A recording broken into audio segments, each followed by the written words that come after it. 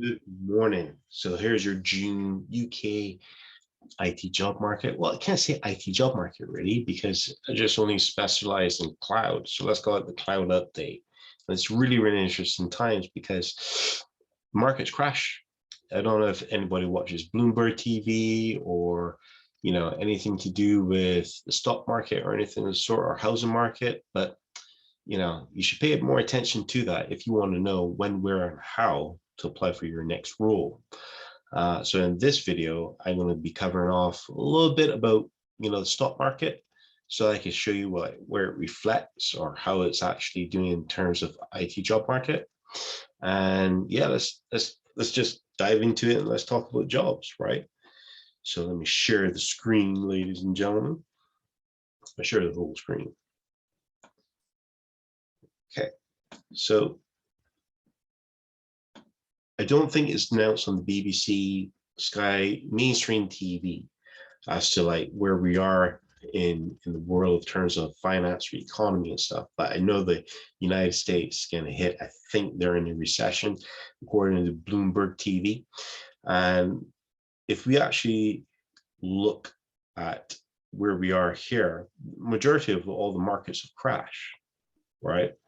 Bitcoin's taking a hit, Amazon's taking a hit, oil's up, gold is up by 7.79%, which tells me that the Fed's, or the Fed, should I say, there's no S in that, Federal Reserve, they're printing money left, right, and center. So then, therefore, the more money that's being printed, the more value goes up in gold.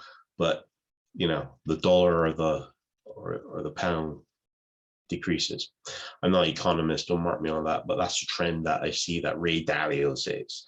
Anyhow, so basically what I'm saying is that there's a crash in the stock market. How does that reflect in jobs? Well, the last time this basically happened was back in 2008, and that was when the housing market crashed. And when the housing market crashed, there were like hardly any roles, any jobs for IT. I'm telling you, it was dire. I know because I was desperate looking for a new contract then. I was in a fixed term contract working for an oil company, Foster Wheeler, or oil engineering company, should I say. And my fixed term contract was coming up to the end. And at that same point in time, the housing market crashed and I was desperately looking for a new job. I was in Reading. I don't know if you guys know the UK, but I was in Reading, which is like, near London. And the only job that I could find that wanted my skill set was in Poole, which is down south, way south, down in Dorset. And I had to commute that every day for 3 years. Anyway, the point I'm trying to make is that, the feels like the same thing, like the market, you just see it, it's all red. And you'll think, gosh, jobs must be dying up, but there's no announcement yet that there's a recession hitting the UK or hitting America from BBC, as I alluded to. But if we look here at the jobs, Azure engineer. Now we're just looking at permanent to start. Okay. And permanent is 9,230 jobs. Okay, let's take that with a pinch of salt. Let's say 1,230 jobs of that, like repeat jobs, duff jobs, that people are just trying to get harvest CVs and stuff like that. So let's call it 8,000. 8,000 permanent jobs, ladies and gentlemen. That basically tells me that there is a cry for people to do the work. And, because before the Azure engineering roles, if I saw 600 or 800 in the time that I searched per week, that was a lot. Now it's like 8,000. Well, you do the percentage, that's way more than 100%. What's that, like 500%, 800%? I don't know. I didn't work it out before I came here on this video, but the point being is there's lots of permanent. But I think what's happening is that it's the same trend as normal. A lot of people try to find the caliber of person they want for permanent because there's not enough people in the market to fit supply and demand. they go for a temporary solution for contracting or are looking for a contractor. If they can't find a contractor, they'll try to find a third party vendor like, Transparency, Capgemini, or, Rackspace, or even Microsoft to fill that void, because there's a project that they need to be able to have that person to do from point A to point B, not necessarily BAU work, but there's probably project work.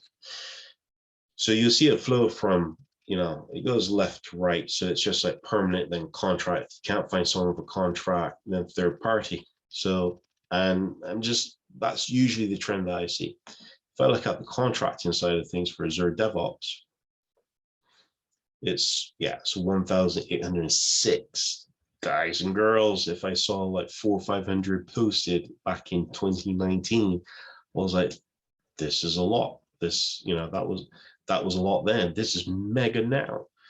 And the job rates are going up. So it's like 650 to 700. So if you're watching this video and thinking, okay, when should I go for a new contract, or should I do contracting?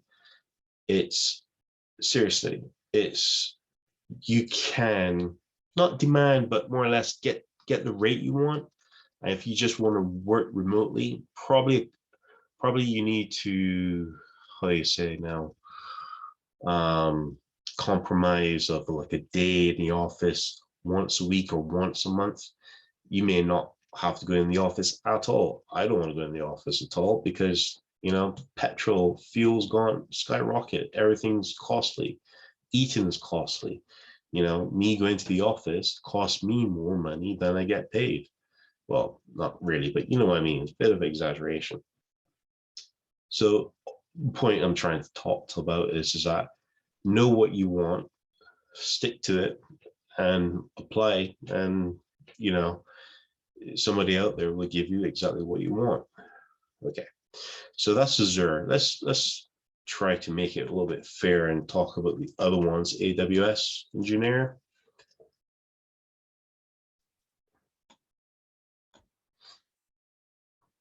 Along the lines the same, Azure probably a little bit more, but again, take that with a pinch of salt. People may be harvesting CVs. What's harvesting CVs, you may be asking?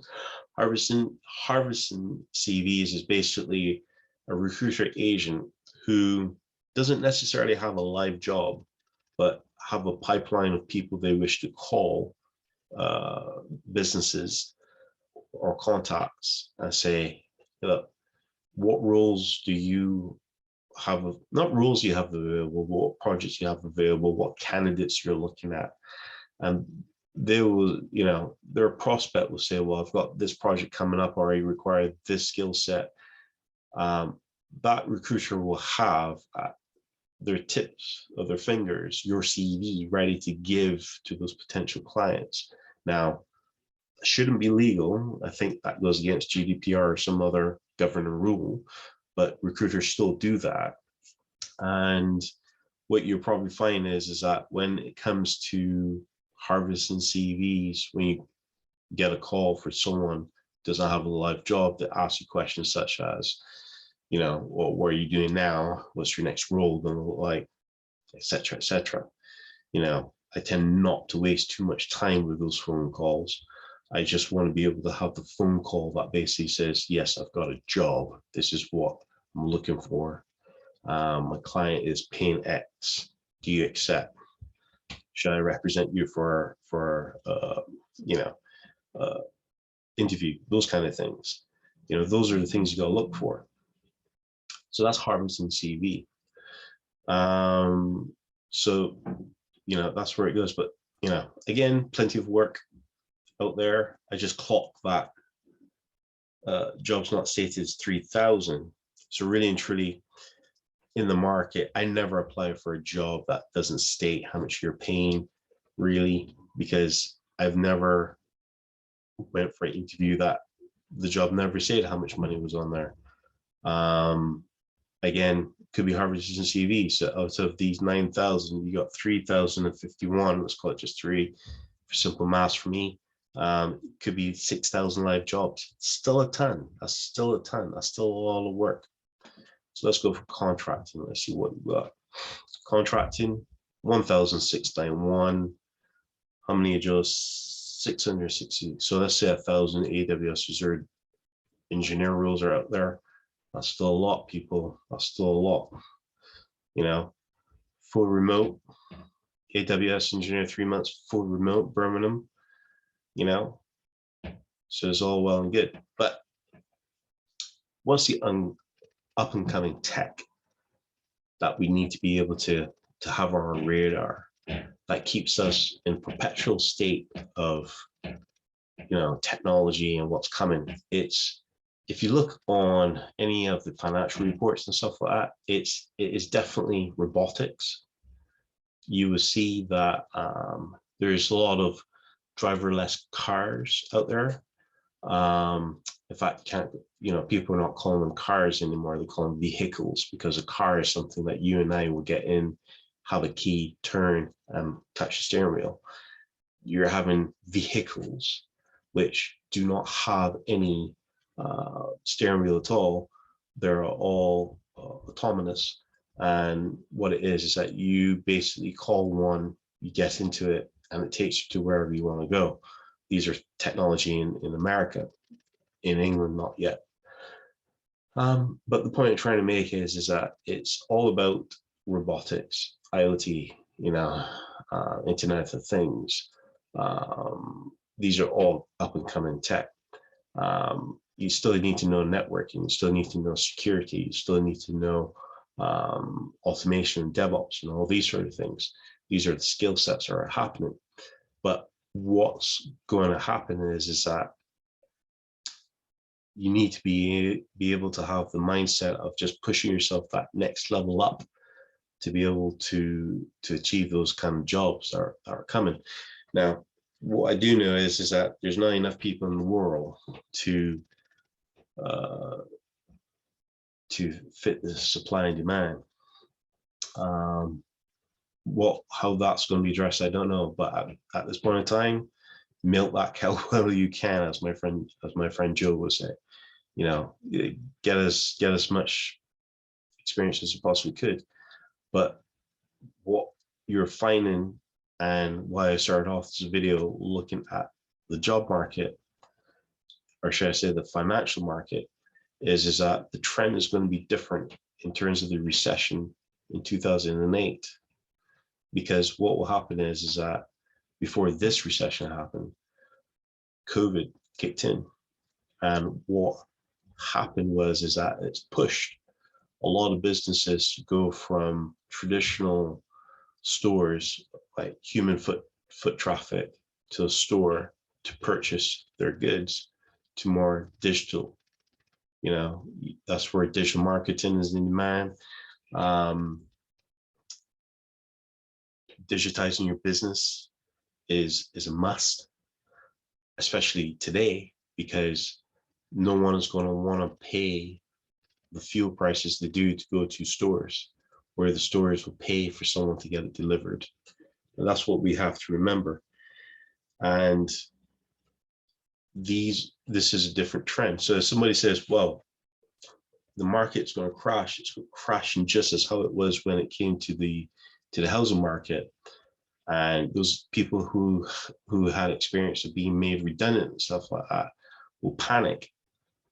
If you're in IT of any caliber, I don't think you have that problem, as long as your skill set is up to date. And if you read this book, The Psychology of Money, you'll see that each and every single time in the market in history, when there was a recession, there is a significant difference as to each and every single recession had made. And the belief about how money flows is completely different for each generation that experienced that, but no one took into account the detail as to why each and every single one was different. So all I'm saying is, don't panic. It's for us boys and girls who are in the digital space, we're going to be fine. I think that's my gut feel. Anyway, I hope this has helped. I hope I didn't ramble off too much. You know, keep an eye on the stock market, get yourself an eToro account, man, you know, and just see where things are at. You don't have to invest, you just have to pay attention to the trends. Anyway, hope you enjoy that video. I'm trying to stop my recording. And yeah, if I don't hear from you soon, have a good time.